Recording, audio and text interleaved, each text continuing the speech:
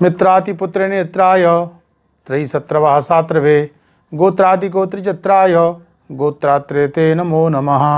सभी लोगों को होलिका पर्व की बधाई दे रहे हैं। हमारे यहाँ दो पर्व बड़े विशेष माने जाते हैं, एक होलिका दहन और दूसरा दीपावली।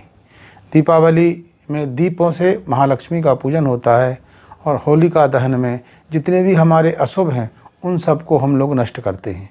तो इस वर्ष होलिका दहन फाल्गुन शुक्ल चतुर्दशी गुरुवार दिनांक 13 मार्च 2025 को होना निश्चित है।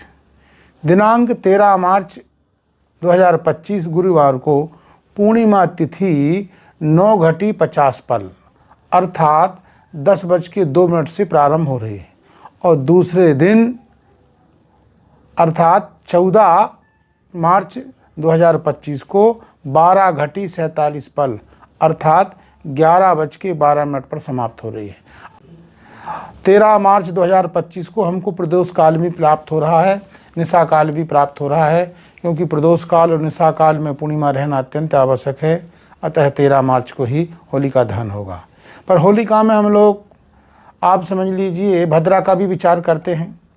तो भद्रा का काल ये समझ लीजिए कि जैसे ही पूर्णिमा तिथि प्रारंभ होगी अर्थात 13 मार्च 2025 को जैसे ही पूर्णिमा प्रारंभ होगी अर्थात 9:50 10:02 से भद्रा प्रारंभ हो जाएगी और 41:18 पल अर्थात रात में 10:44 तक भद्रा रहेगी।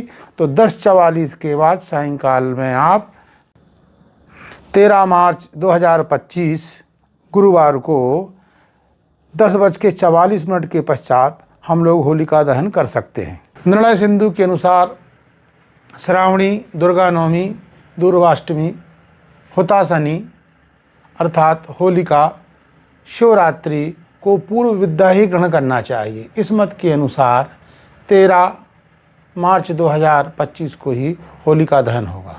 पर होलिका दहन सायंकाल होना चाहिए।